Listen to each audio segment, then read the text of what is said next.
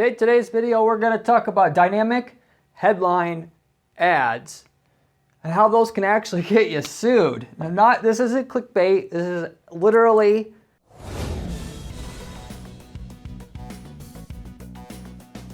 I've got a story for you where somebody actually was getting sued over an ad that they had. You're playing with, kryptonite for your business here, because this is something here that you have no control over. Assuming that you've set up these things, you've got the things in place, the dominoes are there set up in the right places, in which if the person getting sued, and this can be you too, if you get sued, you never knew those dominoes were in the wrong places until the dominoes fell, and then one thing led to another, and bang, now you're out, 100 grand because you got some competitor pissed at you, which is what this video is about. So you can have at the very least, some very bad things happen to you if you don't know what you're doing setting up your Google ads. That also can apply to Bing. Dynamic headline ads can get you sued if you're not careful, and I'll talk about clarify if you don't know what that is already, but probably do, but I'll give you an example of what that is. How it can get you sued, how to avoid it, of course. What actually happens to get you sued, what's the actual chain of events, the dominoes, if you will, like I mentioned, that gets you sued. And, tell you a story about the person that I know specifically that got sued here. Also, there's some other things to do with your landing page that can get you sued too, which also is tied to this. I'm also going to explain to you. And of course, I'm going to, how to avoid the whole situation, still get the same results that you can get with the dynamic headlines, but without the chance of getting sued, and we'll keep your legal department happy if you're big enough to have one already. If for most people that, we'll just say there's double-digit percentage of companies out there using dynamic headlines that if their lawyers actually knew how they worked, they would be pissed off at the person for allowing it, but they just don't know. So this whole thing happens just basically out of ignorance. If you want to keep it short and simple here, but it's very easily to prevent. All you got to do is know how to say the right things to the person managing the ads, and you're totally in the clear. It's easy to do. So first of all, dynamic headline ads. If you're not sure what these are, as you know on your ads, you can have like 5 headlines now. The first headline though, you'll have like a bracket here, and it'll basically, what it'll do is it'll insert what the user types in to Google or Bing, so that it goes right in the first headline here. So you can, for instance, have bracket, and then the thing that allows you to have the keyword put into the headline, it goes between a couple curly brackets. This video isn't about how to set up a dynamic headline ad. You can Google that. But then it'll be like, insert keyword here between these brackets, and then for sale at the end. So it can be like, if they type in blue shoes for sale. Assuming you're a shoe seller, so maybe somebody types in teal shoes. Teal is basically close to the blue shoes that you have. So because you can't set up an ad for every color shade that's out there, you can use these dynamic headlines to take advantage of the person typing in teal shoes. So you're the one person with the ad that says teal in it. Nobody else has that ad. Therefore, naturally, they're going to click on yours. The higher response rate on your ad gets you a lower cost per click, which gets you a higher return and more people out of the small finite pool of people looking for blue shoes as a whole. So you get more volume from what's profitable, and you get it at a lower cost by doing these dynamic headlines. And they do work, okay? There's some situations, namely I'm thinking out of all the possible clients where I actually will use a dynamic headline, and still then it's even risky. It's risky, but by the way, anytime you use it, is software. Why with software? Well, I worked with a company that sold database software, database management software, and that's maybe you know what a database, maybe you don't know what that is. But basically, you have a computer problem it's a business computer problem.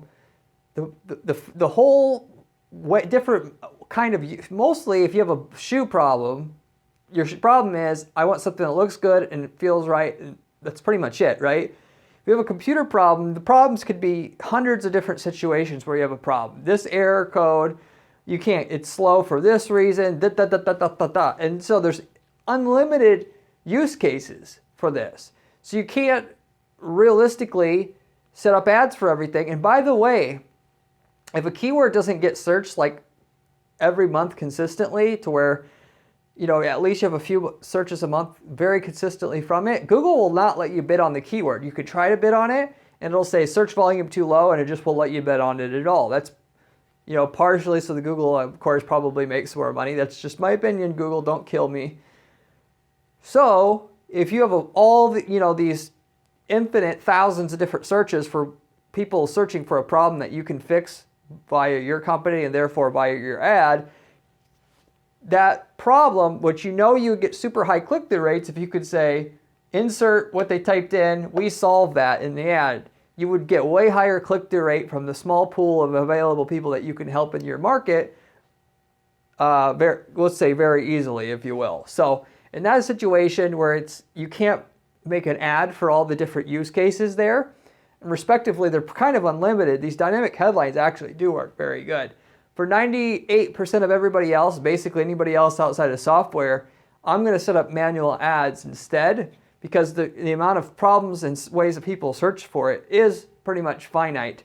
Of course, you'll never be able to with the dynamic headline or with having an ad set up, which actually is an ad for every keyword basically. You'll still be able to have more customization of what the user types in, because sometimes they type in a sentence and that can go in your dynamic headline as long as it fits there, of course. Or should I say,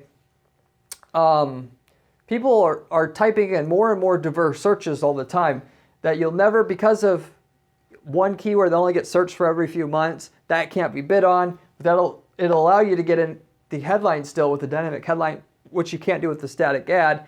On the flip side, the dynamic headline, there's less control. And so you may be saying, oh, who cares about that as long as it gets the click-through rate and it gets the lead? Well, you're going to find out why the lack of control can be, you know, is so bad, and when it does go bad, that it outweighs any potential benefit. You'll have to make the decision for yourself here. Respectively, though, when people use these dynamic headline ads, they put what they type in goes in the headline, and then they'll have, if it doesn't fit, there'll be an alternative headline, and then the other headlines underneath it, like whatever it's just primarily goes in the first headline there. Okay, so why do people use these? I talked about that briefly. Having what the user types in by default goes in the first headline. Why? Because that usually beats all your competitors. You have your ads on top of Google. You have 4 ads there. Put yourself in the user's shoes. What am I actually going to click on? If I search for teal shoes and it says fancy shoes, you know, come to get our shoes, lots of the shoes.com, and then teal shoes for sale, and I typed in teal shoes for sale, what are you going to click on? Okay, it's obvious what you click on because people go for the easy solution. So with that, you usually get 2 to 3 times the click-through rates. Okay, so that is absolutely true. Okay, on the flip side, you can easily find out the maybe 1,000 or so main ways that people search for what you sell and which problems you can fix, and just set up a static ad.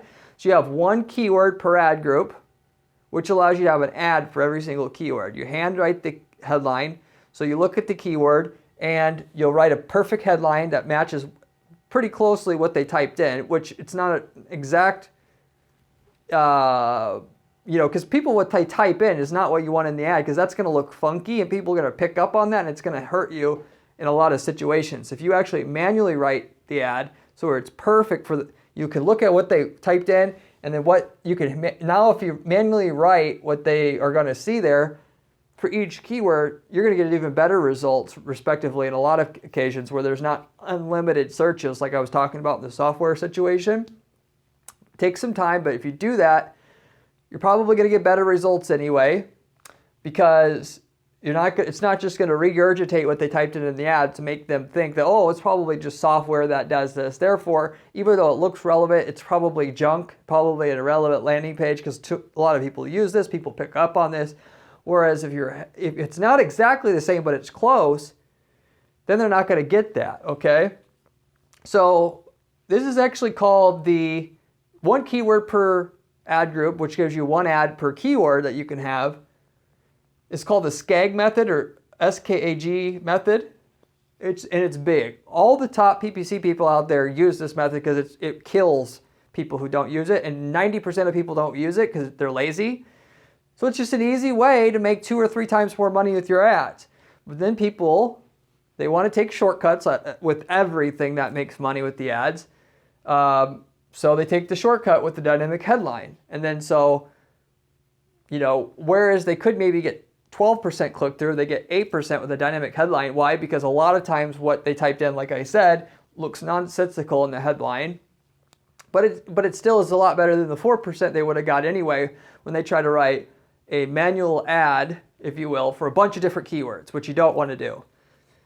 With all that said, use the dynamic headline. You get the, instead of 3x, you get 2x with just using the dynamic ad versus the one static ad per keyword model, the SKAG method I talked about. You'll have a consumer looking, this is where the problem occurs, okay? This is what this video is about here. The consumer's looking for your competitor's product. You're selling designer shoes. Your competitor sells a designer shoe brand, and they have a designer shoe brand called Tommy Shoes, okay? Then, they type in Tommy Shoes in Google. They find an ad now that says Tommy Shoes for sale, which makes you look like you're Tommy Shoes, because that's how this works. And the algorithm is not logical here in how this works. They click on it because it's a perfect match. They get to your site. They see shoes there. There's nothing on there that right away tells them they're not on Tommy Shoes site. And then you'll get a bunch of calls, and particularly for local services, this is the worst. Like if you're a local roofing company and you do this, you'll get all the people typing in your competitors' keywords looking for a status update call. I'm looking for a status update. Yeah, it's Joe Smith. I can't see you in here, Joe Smith. What do you mean? And then you have a fight with them. Then you eventually figure out they were calling out the competitor click, and you wasted all that time on top of everything else. But that time wasting thing is just the tip of the iceberg here. You get a bunch of people pissed off when they call, or they'll go searching around, and then they'll eventually realize it's not Tommy's shoe brand site. You trick them basically to click onto your site, whether it's intentional or not. And you have some ill will to your brand that way. But the worst thing is when the actual competitor finds your ad that says their brand name, saying you're selling their brand name. Now that's an illegal act. Whether it's that's saying there's no ignorance is no excuse for the law, just because you're accidentally doing trademark infringement here, which is what this is, doesn't mean they can't sue you, okay? Why do I know this? Because I know somebody who got sued by somebody, okay? Even with negative keywords, so what people are going to say, oh yeah, Corey, but I can put negative, like competitors' terms as negative keywords here. Okay, sure, okay. This did though, I got to inform you that this did work okay in the past, just adding all the negative keywords, or your competitors as negative keywords to your ads to your campaign when you're using this dynamic headline. But guess what now? Google has recently changed, as of like mid-2020, they made a huge, and this has been progressively kind of spread out over the last 3 years or so, going back to 2019, 2020, 2021, where the keywords don't match, and the negative keyword matching doesn't match as tightly as it used to. So, in other words, if you have, designer shoes, and your competitor's name's Tommy's Designer Shoes, okay, you have this dynamic headline, and even though you have Tommy's Shoes as a negative keyword, Tommy's Designer Shoes won't be blocked like you think it would, even if that negative keyword is in broad match. It's where Tommy's Designer Shoes ends up in the ad, okay? So hypothetically, if you could find every way that somebody types in a competitor's keyword and use all of those as negative terms, maybe you could block everything. We were talking about hundreds, if not thousands, of variants there. Because it's not just the competitor's term. Now it's every misspelling of that competitor's term. And there are way more than you think. I've seen clients of ours where we'd have a brand campaign running and there was literally about 50 to 100 different misspellings of that brand term. Then you combine the fact that just the brand term itself had 50 to 100 misspellings. Now you have the brand term plus some other word they would use with the brand term, and then all the different combinations thereof. So you're talking about for one brand, you might have to add 1,000 negative keywords. Then you have 10 competitors. You're going to add 10,000. You're going to take the time to add 10,000 negative searches. But even if you do that, okay, that just still doesn't. It's not like, oh, well, if a few get through, no big deal. It'll cut down on the amount of times that, or the possibility that your competitor finds such when they make a vanity search for the brand to monitor what's going on for their brand, because they're defending their brand as they should, that they find it doesn't eliminate the chance that they're going to find it. Even with negative keywords, with how keyword match types work the way they are now, there's no guarantee or possibility, let's just say it, there's no actual guarantee to block every iteration of a competitor's term being typed in which ends up in your dynamic headline there, at least to the point for the legal department that you may have to be happy most times. So if you go to just put it this way, if you go to the in-house lawyer or your lawyer and you say, my ad's going to say that we sell the competitor's product only once in a while. Not a lot. We try to block most of it, but once in a while it shows up, but it's an accident. We don't mean that. The lawyer's going to tell you, basically, you're being very stupid, basically, is what they're going to say. Whether or not, I don't, for me, sorry if any lawyers watching, but I don't like the lawyers being a marketing guy, because all they do all day long is tell us, you can't do this, you can't do this. And half the stuff, it's like overkill. This particular situation, though, I could tell you people do get sued. And people worry about all kinds of crap, about misrepresenting this and that. Respectively, if someone's pissed, you give them a refund. Nobody complains about anything. Unless you're deliberately trying to scam people, you don't have nothing to worry about. The one thing you do have to worry about is stuff like this, because the competitors have money and time to sue you, and they already hate you probably, and this is just an excuse to do what they wanted to do anyway. So, you're thinking, and I will admit, 90% of the time plus, you have your competitor's name in the headline. It's tricking some users inadvertently. It's not on purpose, but at the end of the day, that doesn't matter. They'll send us, just the lawyer, your competitor sees it. They go to the lawyer pissed. They have to pay their lawyer maybe even on retainer already, so they're trying to have an excuse to use the lawyer in the first place.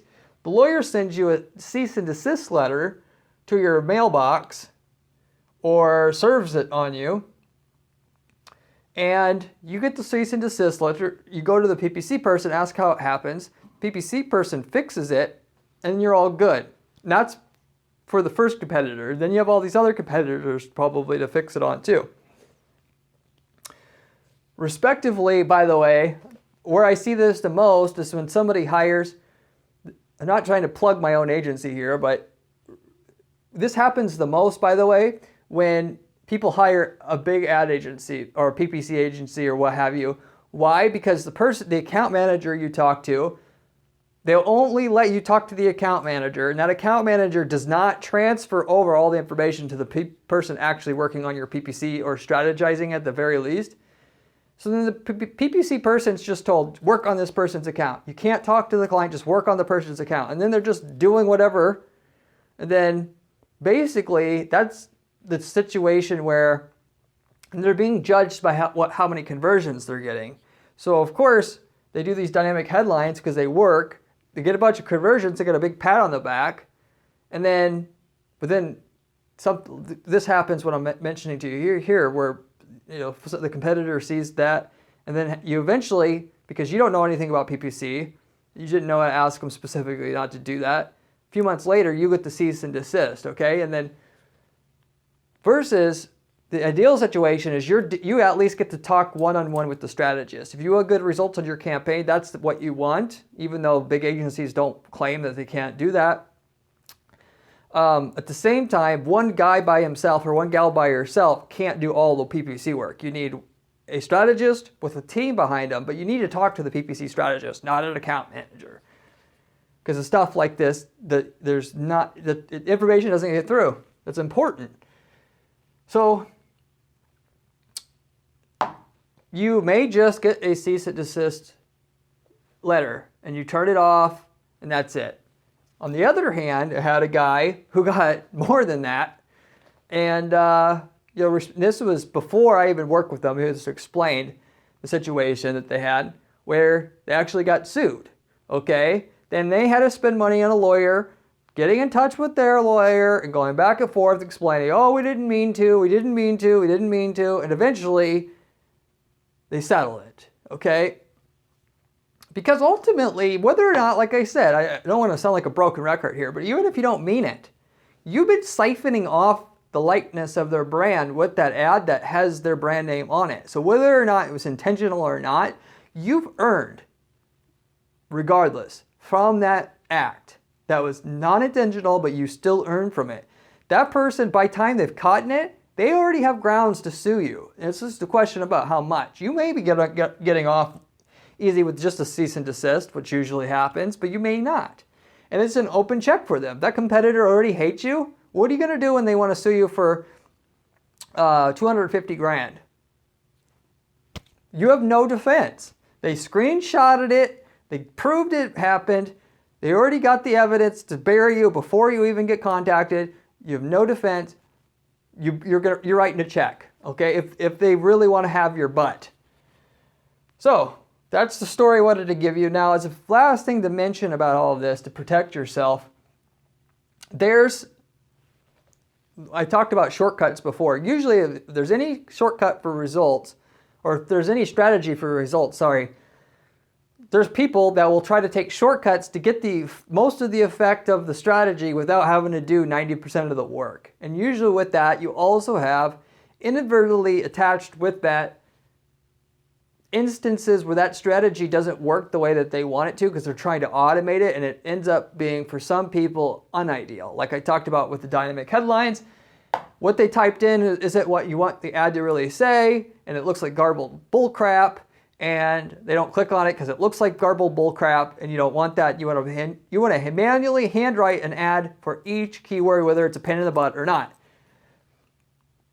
People also have, if you've seen my other videos, you get an extra about 40% increase in conversion rate just by, not only does the first headline should have a custom headline written that pretty much matches exactly what they typed in as far as the keyword. If they say teal shoes for sale, your ad should pretty much say teal shoes for sale here. So it's basically just regurgitating it, but also maybe just slightly tweaking it. When they get to the landing page, if you have the headline of what they see right away, whether that's a product page or a search results page or whatever, teal shoes for sale here as well, you get a 40% bump in your conversion rates from that same click. So the ideal for every campaign, eventually down the road, get everything that you want out of your campaign. You want the headline to match the keyword pretty much, and then the headline on the landing page to match the keyword pretty much, so they all align. Because that's what gives, if you think about what the user you would want as a user, you don't want to be tricked and sent somewhere where you're not sure if the headline actually was written custom for representing what they have there, or somebody was just trying to pull a trick on you to get you to click on the ad. You want to verbalize exactly, you clicked on this because you thought you were going to get exactly what you typed in, and darn it, we have it. We're telling you up front, so we don't waste your time, and you know it, period. And they reward you for that because you get a higher stick rate, and your quality scores go up because you have a better landing page experience score from Google, your higher click-through rate on your ad because you're telling them what they want on the ad, on and on. More conversion rates and lower cost per click because of higher quality score. So anyway, but as far as the custom headline that matches the headline on the ad, to pretty much match the keyword there to get your extra 40% conversion rate and your higher quality score to a higher landing page experience score. People will use, the first thing people say when I say, we need to you take your landing page that has your shoes for sale, and then you clone it so that the keyword can be in a big headline that they see first thing when they hit the page. First thing people say is, oh, but can't we automate that? Can't we just put a script together that just puts the keyword in the headline and be done with it, Corey? Oh. And then I'll say, okay, well, no. Because first of all, it's going to look like garbled bullcrap about 20% of the time. And the person in that 20%, now they convert less than what they would have if you did nothing. So you get a little bit, but more so than that, now you have unintended, it's random, you don't know what's happening where or when. You have unintended consequences specifically with this. It's a continuation of the exact same problem we had with the headline on the ad. What if somebody types in Tom's, Tommy's designer shoes was I think what I said before. They say that in the ad, but we have a dynamic headline instead of handwriting and making a hard copy of each page that you want to set up that's tailored so the headline matches the keyword for every keyword that you have. If you have Tommy's designer shoes in the headline of your landing page on top of that, now the competitor is really going to be pissed. Because now your ad says it and your landing page says it, and let me tell you, not only do they not give a crap if it was an accident or not, but they don't understand how these custom scripts work. The reason why these work so good and you get such a good quality score and all this from what I just said with the custom headline that matches the keyword and the custom landing page headline that matches the keyword is because they're too lazy to do it. They don't frankly even think about it. They don't know scripts out there even exist that do customize it for you. They think that you did this on purpose and you manually set it up by default. We'll just say that. And so they'll get extra pissed if they see it on that landing page, but even if you use a static ad, don't think you're getting by. You can now use a dynamic script to change the headline on the landing page to match whatever they typed in, which is, a lot of people do this, but you could have unintended consequences of your competitor's term when they type that in on Google to show up on your landing page. Now, trying to get that extra little bit out of your conversion rate on your landing page because now you have the keyword and what they basically wanted on Google when they typed it in, or Bing, or Bing, once they get to your landing page, they can see it right away and know they're at the right place, and then therefore stay at a higher rate, not bounce back to Google at a lower rate as a result because you did that. So anyway, that's the whole thing there. How dynamic ad headlines can get you sued. There's a place for it. It's just like a weapon. Guns don't kill people. People kill people. Dynamic headlines don't get you sued. People who use dynamic headlines get you sued, i.e. yourself or your PPC person who you have managing your ads. Hope you enjoyed the video. I have a lot of other PPC strategy, money-making strategy videos on this channel. If you haven't seen any of my other videos and you want to make more money with PPC, you should definitely check those out. I have a blog at guaranteeppc.com/blog with step-by-step instructions on the way that I build campaigns personally to guarantee our clients results, because we got to do that here. If you want to see information along those same lines in a little bit more detailed way that I do here, you can find it there.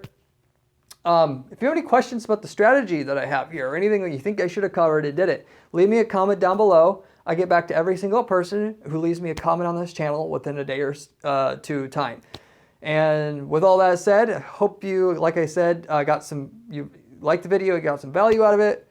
Avoid potential disaster that you didn't know about, or can make some changes now so that you won't have it in the future. And I'll see you on the next.